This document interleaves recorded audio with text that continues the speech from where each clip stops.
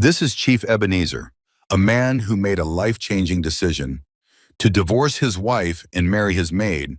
But why would a man leave the woman he once loved for someone society sees as beneath him? What could drive such a choice? Let's uncover the truth in this powerful and emotional story. Before we begin, don't forget to hit the like button. And if you're new here, kindly subscribe and join us for unforgettable stories filled with lessons, love, and second chances. Let's get started. The sun had barely risen over the sparkling waters of Banana Island when Chief Ebenezer Okafor stepped out onto the balcony of his mansion, a steaming cup of tea in his hand. The early breeze carried the faint scent of the ocean, and from his position, he could see the Lagos skyline shimmering in the distance. Chief Ebenezer was a man who wore success with quiet grace. His caftan was simple, white, and spotless. Even without gold chains or flashy rings, his presence commanded respect.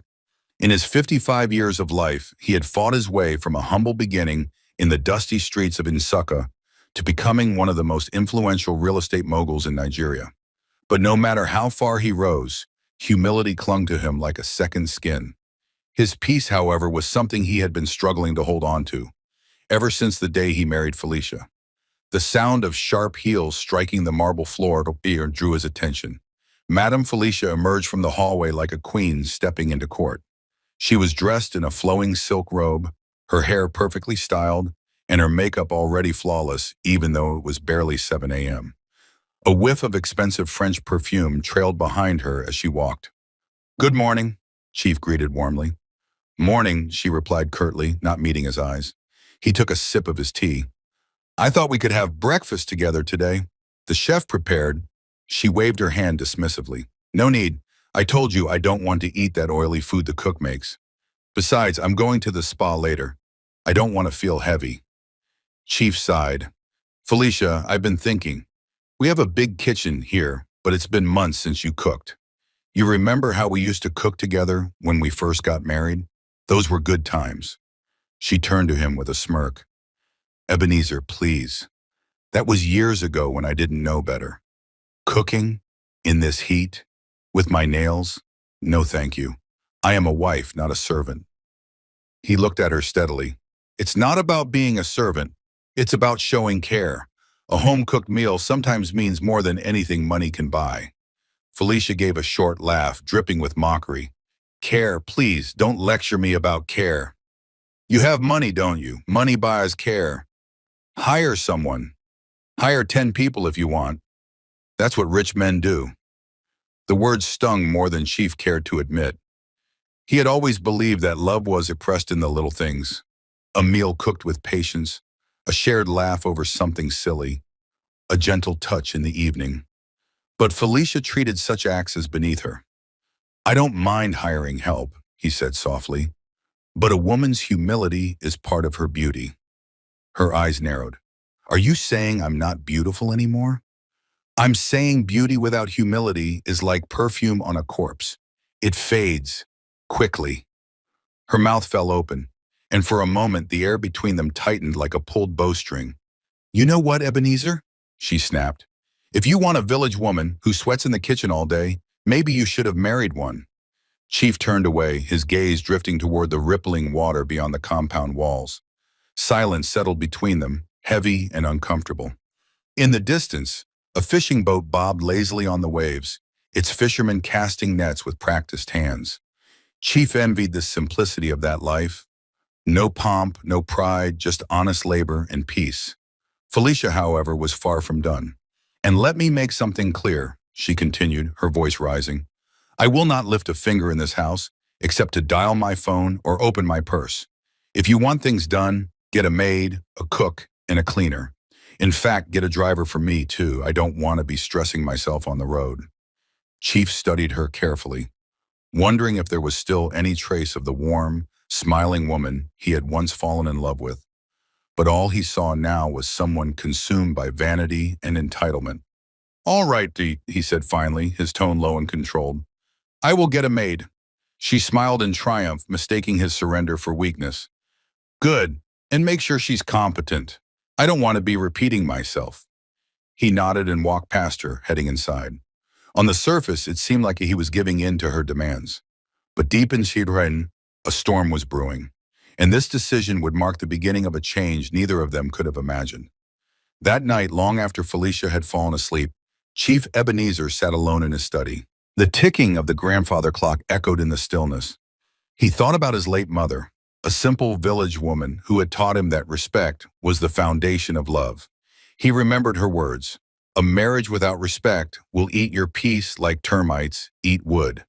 And though he didn't know it yet, the maid he would soon employ was going to test everything he thought he knew about loyalty, kindness, and love. 2 weeks after that tense morning on the balcony, Chief Ebenezer's mansion stood unusually quiet under the blazing Lego sun. The gates swung open and a slender young woman stepped inside, clutching a small, faded Ghana must-go bag that seemed almost bigger than her. Her name was Amara Nwokolo. She was just 22, but life had aged her eyes far beyond her years.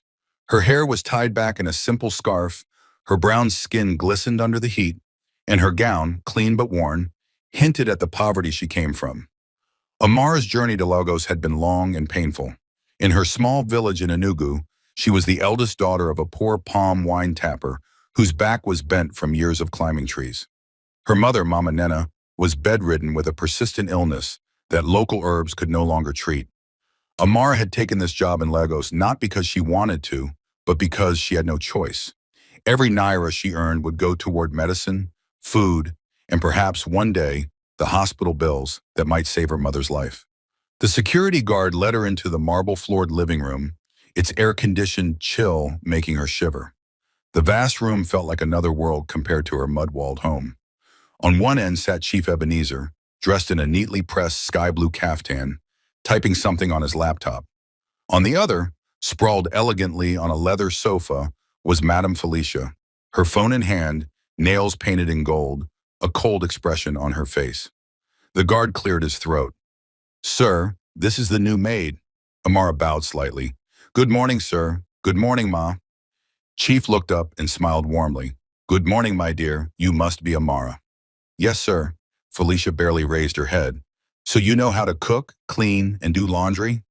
"Yes, Ma." "You can polish marble floors, iron silk without burning it?" "Yes, Ma." "You can also keep quiet and mind your business?" Amara hesitated but nodded. "Yes, Ma." Felicia finally sat up, crossing her legs. "Good. Start immediately. The kitchen is that way. And make sure you don't break anything. This is not your village." Chief frowned at his wife's tone but said nothing.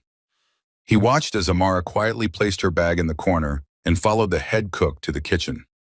Something about her manner, the humility, the way she answered without attitude, struck him. Within hours, Amara began proving herself. She moved like she had been trained all her life for this role. By noon, she had cleaned the massive dining area until the mahogany table shone like glass. By 2 o'clock, she had prepared a pot of rich egusi soup, the aroma drifting through the mansion. She scrubbed the silverware until it sparkled, organized the pantry without being told, and swept the corridors with precision. The other staff began whispering about her work ethic.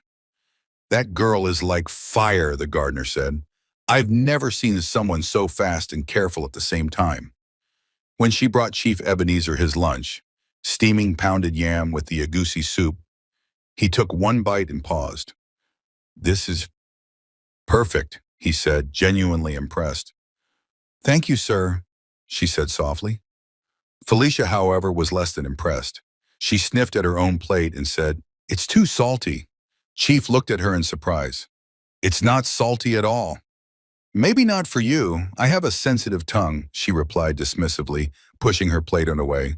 From that day, a quiet rhythm began in the mansion. Every morning, Amara rose before dawn, bathed quickly, and began her chores. She polished the railings, washed clothes, mopped on the floors, and prepared breakfast before Felicia even woke up. She never complained, never raised her voice, and always greeted Chief with a polite smile. One evening, after a long day at work, Chief arrived to find the mansion smelling of fresh bread and pepper soup. Amara emerged from the kitchen carrying a tray. "Welcome back, sir," she said warmly. He smiled. "Thank you, Amara." "How is your mother?" Her face softened with gratitude that he remembered. She is still sick, sir, but I'm sending her some money next week for medicine. Chief nodded. You're a good daughter. She's lucky to have you. Amara's eyes glistened slightly. Thank you, sir. Felicia, overhearing from the hallway, rolled her eyes. Ebenezer, must you chat with the help like she's your friend? You'll spoil her. Chief's jaw tightened, but he said nothing. It was in those early weeks that Chief began to notice the stark contrast between his wife and the new maid. Felicia had all the luxury in the world, but no gratitude. Amara had nothing but worked as though she owned everything she touched. Little did he know, this quiet, hard-working village girl was about to shake the very foundation of his marriage and his heart. The first cracks in the house didn't come from the walls. They came from Madame Felicia's voice. Amara! It sliced through the quiet like a blade. Where is my ginger tea? I said hot, boiling, not warm. Amara rushed from the kitchen, careful steps on the portable, a fresh cup steaming in her hands. I'm sorry, Ma. The kettle hadn't finished. Do you argue now? Felicia snapped, eyes blazing. Put it down and leave before you spill it. Honestly, the village is always written on your face. Chief Ebenezer looked up from the newspaper at the dining table, his brows knitting. Felicia, she's doing her best. Felicia's smile turned cold, brittle. And you suddenly know the temperature of tea? Amara Plasty cupped down, her fingers trembling, then stepped back. She had learned quickly that silence was her safest shield. Still, the sting found its way through. She had been in the mansion 2 months, and in that time she had scrubbed, cooked, polished, and served with relentless care. Yet Felicia's words had never once softened. The next morning began at 4:30 a.m. As always, Amara tied her scarf, washed her face in the servants' quarters washroom, whispered a prayer for her mother, then slipped into the kitchen to begin breakfast. Akamu smooth as silk, Akara golden and crisp, Chief's tea just so. By 6, the house was breathing with the soft hum of generators and the distant roll of the ocean. At 7, Felicia came in, a hurricane in satin. My silk dress, she said without greeting. I told you to steam it. It's ready, Ma, Amara replied, leading her to the dressing room. The gown hung flawless on the rack, creases erased, hem perfect. Felicia snatched it down, inspected it, and sighed dramatically. Is your idea of ready the same in Enugu? Look at this. She pointed to a spot invisible to everyone else. There's a shadow of a line here. Start again. Amara swallowed. Yes, Ma. Chief, passing the doorway, paused. Felicia, it looks fine, but it's not perfect, she said, chin lifting. In this house, we don't do fine. Her gaze cut back to Amara. And keep your eyes down when I speak to you. Do I look like your mate? No, Ma, Amara whispered. By midday, the household staff had learned the day's weather would be storm. The gardener lingered outside longer than necessary. The cook busied himself with chopping onions twice. Only Chief moved through the rooms with deliberate calm, as though his quiet might settle the dust. It didn't. At lunch, Felicia pushed her plate away after a single bite. Too oily. Chief tasted the same bunga soup and nodded. It's excellent. Thank you, Amara. Her eyes warmed. Thank you, sir. Felicia noticed the warmth and froze it with a smile. Of course you'd say so. As long as she cooked it, it must be perfect. Tell me, Ebenezer, is the soup sweeter when the cook smiles at you? The silence that fell had weight. Amara's cheeks burned. She lowered her head. Enough, Chief said evenly. Don't be insulting. Insulting? Felicia laughed, a bright, sharp thing. I'm just asking questions. People are talking. You should hear what the driver said. Felicia, Chief warned, we will not slander staff in this house. Felicia's eyes glittered.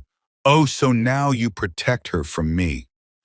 That evening, the storm escalated to hail. Felicia called for Amara 3 times in 2 minutes. Water, shawl, charger. When Amara came with the charger, Felicia snatched it from her hand, letting the phone cable lash across Amara's knuckles. What took you so long? I was turning off the oven, Ma. Did I ask for your explanation? Next time, learn to run. Amara bowed. Yes, Ma. Good. Now take off those plates and rewash them. I smelled soap. They were rinsed twice, Ma. Felicia's smile was sugar over steel. then rinse them thrice. Or is it too much for village hands to count? The plates were rewashing when the crash happened. A glass slipped, shattered on the floor in a bright, accusing starburst. The kitchen fell still. Felicia appeared at the door as though summoned by the sound. Oh, wonderful. You break the dinner set now? That glass is baccarat. Do you know what that means? It costs more than your father's palm wine tree. Amara bent to her shins. I'm sorry, Ma, she whispered, gathering shards with the towel. Chief stepped between them. Felicia, enough. It was an accident. Felicia's mouth curled. You always say that. One day you will wake up and realize accidents are expensive. That night, Amara cried quietly into her pillow. The cook knocked once on the servants' corridor, leaving a small plate of rice at her door. Eat, N.A., he called softly. You worked too hard today. Thank you, she murmured, and sat on the floor to eat, the rice tasting like someone remembered her humanity. The days that followed found new ways to bruise. A necklace went missing. A thin gold chain Felicia claimed was on her vanity. She summoned the staff and paced before them like a prosecuting attorney.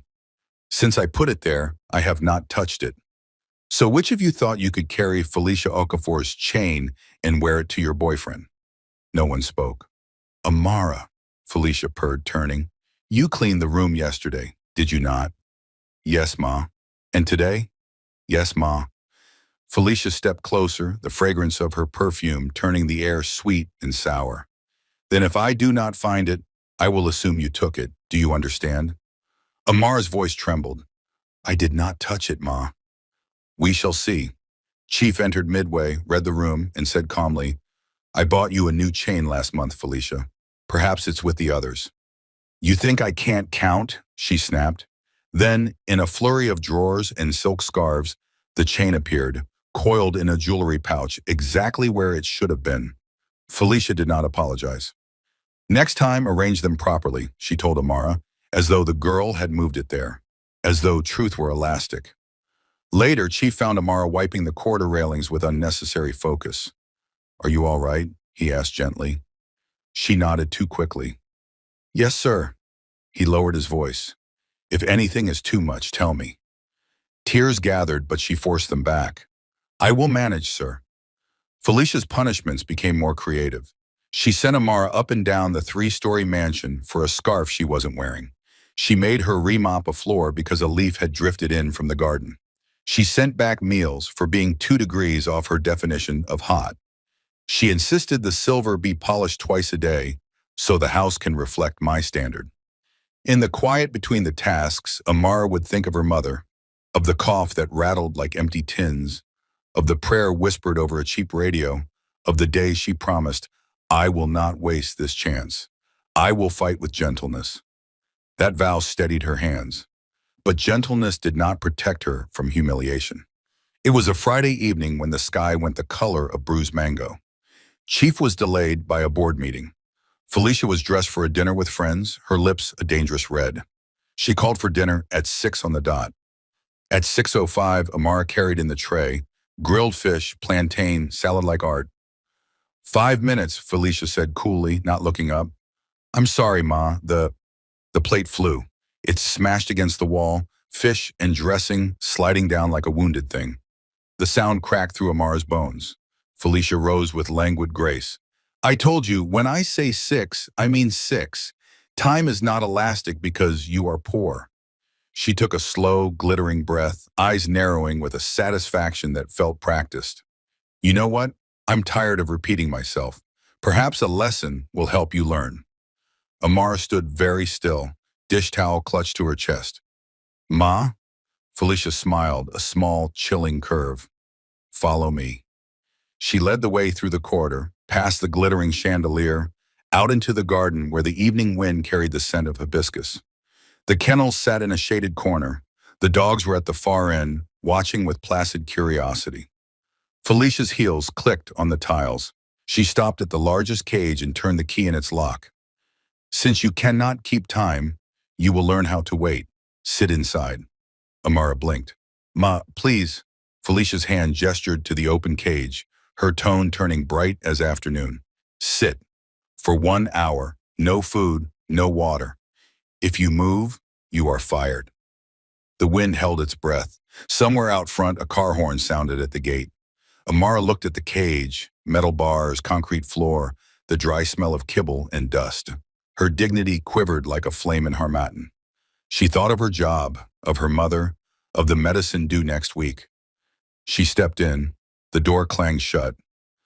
Felicia turned the key, slipped it into her clutch, and checked her reflection in her phone camera. Good. Learn to be early next time, she said, and walked away, leaving the garden to swallow the sound of her heels. Amara drew her knees to her chest. The evening cooled quickly. In the distance, the sea murmured. She bit her lip and would not cry. At exactly 6:45 p.m., the gate opened. Chief Ebenezer's SUV rolled into the compound. He stepped out, loosening his tie, carrying the day's fatigue like a coat he would soon remove. He took 2 steps toward the veranda, then stopped, his gaze snared by something wrong in the periphery. A small figure inside the kennel, a scarf, a pair of hands folded around shivering knees. Amara. His voice cracked the quiet. Her head lifted, and the peace inside Chief Ebenezer snapped like a rope cut clean through. The garden was drenched in the golden light of early evening, the hibiscus bushes casting gentle shadows over the tiled walkway. But for Chief Ebenezer, nothing about the scene before him was gentle. There in the corner of the compound, inside a cage meant for 2 German shepherds, sat Amara, knees pulled tightly to her chest, her scarf slipping to reveal strands of hair matted with dust. Her brown eyes lifted to his, and in them he saw something that made his chest tighten. Not just humiliation, but a quiet, aching resignation. He dropped his briefcase where he stood and strode across the lawn. Amara, what is this? Who put you here? Before she could answer, the click of heels announced Felicia's arrival. She stepped out from the veranda in a body-hugging black gown, her makeup flawless, a gold clutch in hand. She looked like she was headed to a gala, not the woman responsible for the shame unfolding in the garden. "Oh, you're back early," she said, glancing at her husband as though nothing were wrong. "Felicia," Chief's voice was low, dangerous. "Why is Amara locked inside a dog cage?" Felicia's painted lips curved in a slow, deliberate smile. "Ask her. Maybe she'll tell you why she thinks it's acceptable to serve my food 5 minutes late." Ebenezer's eyes darkened. "You mean you locked her in here over 5 minutes?" Felicia shrugged, her tone breezy. 5 minutes today, 10 tomorrow, an hour next week. You know how these village girls are. They only learn through lessons." "Lessons?" Chief stepped closer, his towering frame casting a shadow over her. "This is not a lesson, it's humiliation. You've locked a human being, a young woman, in a cage meant for animals. Do you hear yourself?" Felicia's eyes glittered with mock innocence. "She's just a maid, Ebenezer. Don't act like you've never disciplined staff before." His hands clenched into fists at his sides. Discipline is one thing, dehumanizing someone is another. Felicia's voice sharpened. "Oh, so now you're her savior? Should I be worried about how protective you're becoming of my maid?" Amara flinched at the venom in her tone. Chief's gaze flicked back to the young woman, huddled in the corner of the cage. Her thin gown was creased from sitting on the cold concrete, her hands trembling slightly from the chill creeping into the night air. Without another word, he pulled the keys from Felicia's clutch. "Give that back," she demanded, stepping forward. He ignored her, kneeling to unlock the cage. The door creaked open, and he held out his hand to Amara. "Come on, my dear. You're safe now." She hesitated, glancing nervously at Felicia. "That's an order," Chief said gently. Slowly, she took his hand. Her palms were cold, her fingers calloused from weeks of scrubbing and polishing. As she stood, he noticed the faint red marks on her forearms from resting them against the cage bars. "Go inside," he said. "Get some water. Eat something." She nodded quickly and hurried toward the servants' quarters, her footsteps light but urgent, the way someone runs from a place where their dignity has been left behind. Chief turned back to Felicia, his voice a low growl.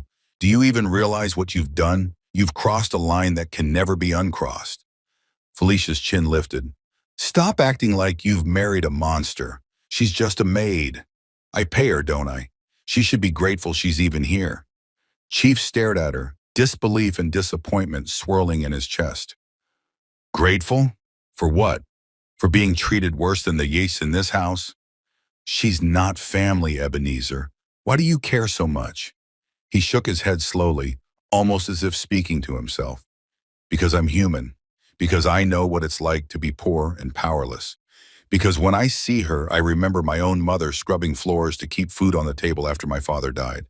And because I will not let my home become a place where cruelty is normal. Felicia rolled her eyes. So dramatic. You've always been too soft. Soft? He stepped closer, his voice rising for the first time. No, Felicia. This isn't softness. It's decency. Something you seem to have misplaced a long time ago. For a moment, they simply stared at each other, the gulf between them wider than it had ever been. Felicia's eyes were hard, defiant. Chief's were heavy, tired, but burning with a resolve that felt unshakable. Finally, he turned away. I can't talk to you right now, not without saying something I'll regret. He walked toward the house, the weight of what he had seen pressing down on him like a physical force. In his study, he closed the door and sat in the leather chair, staring at the silent bookshelves. The image of Amara's small figure inside that cage refused to leave his mind. Was this the woman he had chosen to share his life with? A woman who could look at another human being's suffering and feel nothing?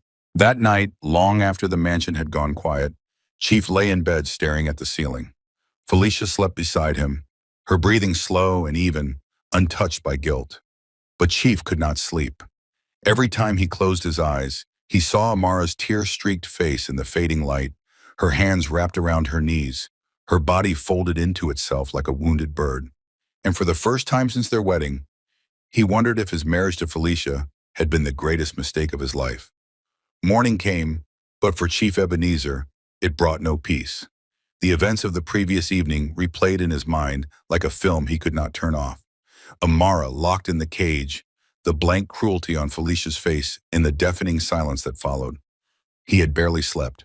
While Felicia snored lightly beside him, he lay awake in the dark, staring at the ceiling. Every tick of the clock seemed to push him closer to a decision he had been avoiding for years. By sunrise, his mind was made up. At 7 a.m., he rose from bed without a word and went to his study. The soft hum of the air conditioner filled the room as he dialed a number he had kept for emergencies. His lawyer, Barrister Uche. Chief, good morning.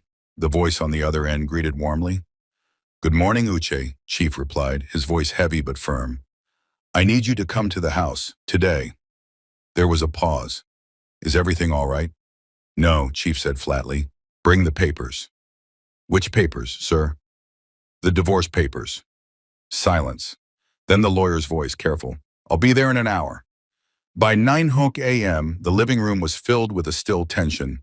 The marble floor gleamed under the morning light streaming in through the tall glass windows. Felicia sat on the sofa dressed in a silk robe, sipping her cappuccino as if the world outside did not exist. Chief entered with Barrister Uche, who carried a brown envelope. Felicia looked up, curiosity in her eyes. What's this? Are we signing for another property? Chief did not sit. His voice was calm but edged with steel.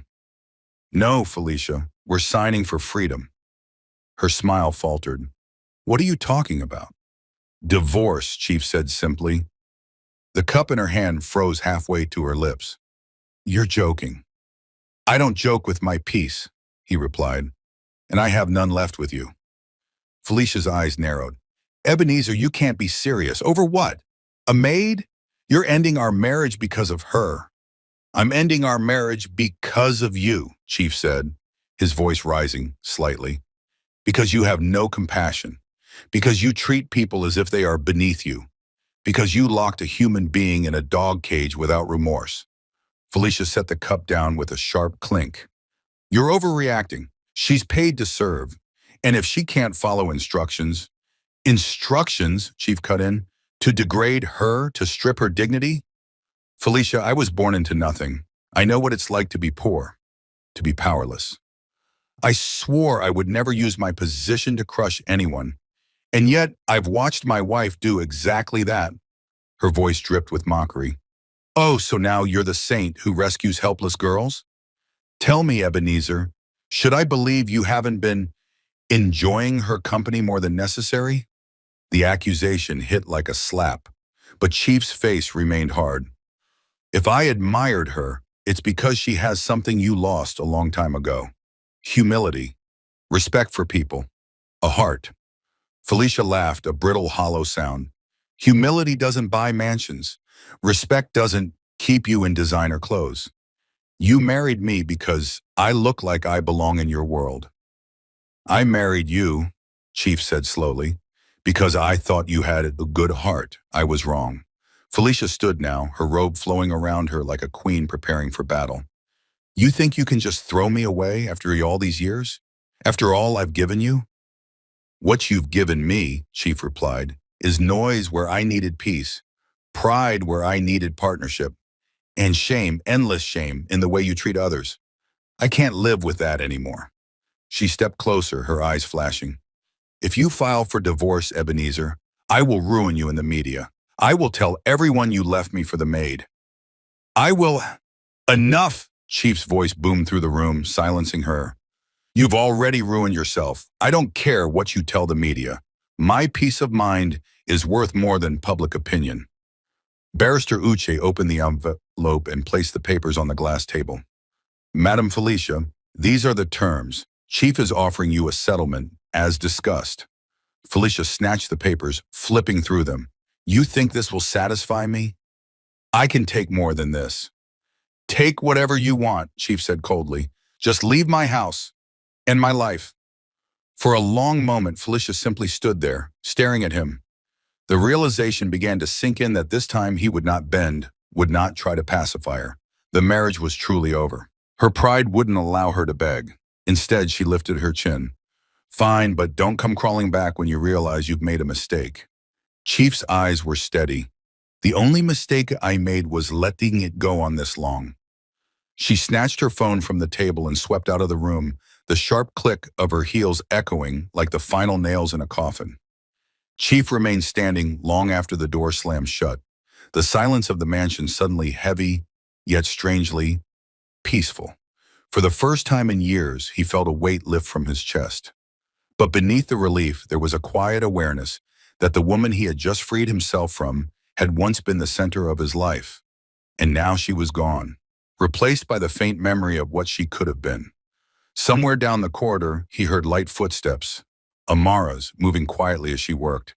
And for reasons he could not fully explain yet, the sound felt more like home than anything Felicia's presence had given him in years. 6 months had passed since Felicia's departure, and the mansion felt like a different place entirely. Gone were the constant echoes of raised voices, the air thick with pride and sharp words. In their place was the sound of soft humming from the kitchen, the faint clink of dishes being arranged with care, the quiet rustle of broom bristles sweeping across the marble floors. Chief Ebenezer noticed it most in the mornings. He would come down to the dining room to find the table already set, napkins folded neatly, plates gleaming, the aroma of freshly baked bread drifting through the air. Amara was always there, her scarf tied simply, her brown eyes warm with respect as she greeted him. Good morning, sir. It was such a small thing, yet it touched him more than he cared to admit. At first, his gratitude for Amara was purely practical. She was efficient, dependable, the kind of worker who noticed what needed doing without being told. But over time, it became something deeper, a recognition of her quiet strength, her dignity, despite the hardships she carried. One Saturday afternoon, Chief returned from a board meeting to find her in the garden. She was kneeling in the flower beds, pulling weeds with her bare hands. Her gown was simple and worn, but the sunlight caught in her hair, making her look almost ethereal. You shouldn't be doing this without gloves, he said, approaching. She looked up, startled but smiling. It's fine, sir. Gloves make me slower. You work too hard, he said, his tone half admiring, half concerned. Her smile softened. Work keeps my mind from worrying about my mother. Something in his chest tightened. He had heard bits about her mother's illness, about the nights Amara stayed awake praying, the money she sent home each month without fail. He thought of Felicia then, and the sharp contrast nearly took his breath away. One woman who saw work as beneath her, and another who gave her all to serve others without complaint. That night, as he sat in his study, the thought crept in uninvited. What if it wasn't wrong to see her as more than an employee? What if love didn't always arrive in a gown and heels, but in bare hands pulling weeds and a heart that knew sacrifice? But with the thought came hesitation. She was young. She worked for him. He was her employer, a position of power. Would it be selfish to pursue anything more? Would people say he had simply replaced his wife with the maid? Yet no matter how much he tried to silence it, the feeling lingered. In the way his eyes sought her out without meaning to, in the way her laughter from the kitchen warmed the cold edges of his day, in the way he found himself wanting to know not just about her work, but about her dreams. One evening, as they sat at the dining table after everyone else had left, he found himself speaking without planning to. "You've changed this house, Amara," he said quietly. She looked up from clearing the plates. "Me, sir? How?" "You've filled it with peace, with respect, with warmth." She blinked, clearly unsure how to respond. "I only do what I can, sir." He smiled faintly. "Sometimes doing what you can is more than enough." When she left the room, he sat for a long time staring at the empty doorway, feeling the quiet thrum of something he hadn't felt in years. Hope. And though he wasn't yet ready to name it, deep down, he knew. This was the beginning of something he would not be able to walk away from. The sky over Lagos was painted with strokes of gold and rose as the sun dipped toward the horizon. The mansion's garden glowed in the warm light, the hibiscus flowers swaying gently in the evening breeze. It was here, among the blooms Amara had tended with her own hands, that Chief Ebenezer stood waiting. He wore a simple white caftan, but the velvet box in his palm seemed to carry more weight than any gold or diamond he had ever owned. Amara approached, unaware of what awaited her. She was dressed in a modest cream gown, her scarf tied neatly, her hands still smelling faintly of the fresh bread she had baked for dinner. "You sent for me, sir?" she asked, stopping a few feet away. "Yes," Chief said, his voice softer than usual. He gestured for her to join him beneath the shade of the old almond tree. For a moment, he simply looked at her, really looked at her. The strength in her eyes, the humility in her posture, the quiet grace that made every space she entered feel warmer. "Amara," he began, "when you first came here, you were just a maid to my household. You worked hard, kept your head down, and never complained, even when life was cruel to you. Over time, I came to see more than just your work. I saw your heart, a heart filled with kindness, loyalty, and compassion." Her eyes widened slightly, but she remained silent, listening. "You healed this house," he continued. "After years of noise and pride, you brought peace back into my life. And in doing so, you healed me." Amara's throat tightened. "Sir," he smiled faintly, opening the velvet box to reveal a delicate gold ring, its single diamond catching the last rays of sunlight. "I've been thinking about this for months," he said. "Love doesn't always arrive in the way we expect. Sometimes it's quiet, steady, and right in front of us. Amara Nwokolo, will you marry me?" For a moment, she could only stare, her mind racing. "Sir, I'm just a maid." "No," he interrupted gently. "You are not just anything. You are the woman I want to spend the rest of my life with. The title of maid was your job. The title of wife will be your honor if you'll have it." Her eyes filled with tears. She covered her mouth with trembling hands. "Yes, yes, sir, I will." Chief's smile broke wide, warm, and full of relief. He slipped the ring onto her finger, and for the first time in years, the mansion's garden heard genuine laughter, theirs mingling with the wind. The ceremony, held 2 months later, was elegant yet simple, just as Amara wanted. There were no blinding chandeliers or walls lined with roses imported from abroad. Instead, the hall was filled with fresh flowers from local markets, white drapes that swayed gently, and the scent of palm wine in the air. Chief stood tall at the altar, dressed in a rich navy abaya, his eyes fixed on Amara as she walked toward him in a white lace gown. She carried no air of pretense, just the quiet dignity that had first caught his attention. When the vows were exchanged, Chief's voice was steady. "I promise to love you, protect you, and respect you, not because of what you do, but because of who you are." Amara's voice trembled as she replied, "And I promise to stand by you in peace and in storms, to keep our home a place of kindness, and to love you with all my heart." The applause was loud, but the smile they shared was louder still.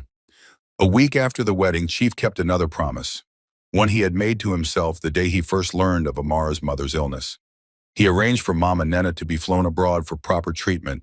Amara, now his wife, accompanied her on the trip.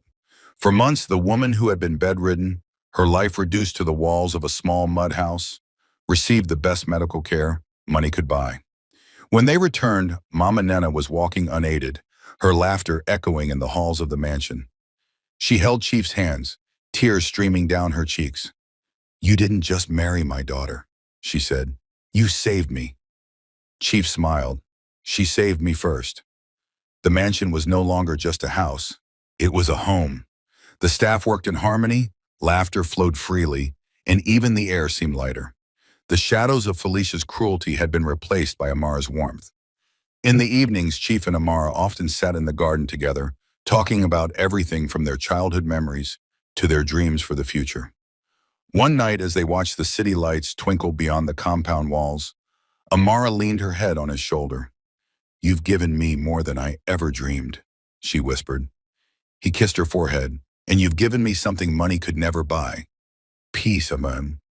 For Chief Ebenezer, the journey had been long, and not without heartbreak. But in choosing humility over pride, kindness over cruelty, and love over appearances, he had found not only a partner, but a purpose. And in the quiet glow of their new life, they both knew this was just the beginning. True love is built on character, not status or beauty. Wealth means nothing without kindness, and pride destroys where humility heals. Respecting others, no matter their position, brings peace to a home. In the end, compassion, loyalty, and humility will always outshine arrogance, turning ordinary hearts into priceless treasures. We hope you enjoyed this story. Share your thoughts and tell us what lesson you have learned in the comments. We'd love to hear from you. And guess what?